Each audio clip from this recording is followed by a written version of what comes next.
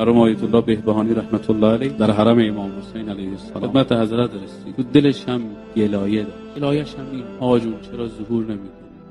آقا جون چرا نمی‌ای؟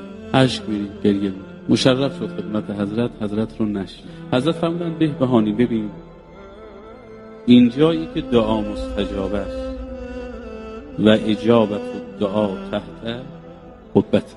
حضرت تصرف فرمود خواسته ها و حوائج مردم رو آیت الله بهبهانی میشنید.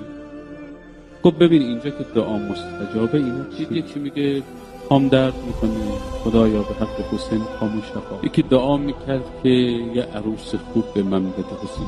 آقا فرمودن بهبهانی شنید؟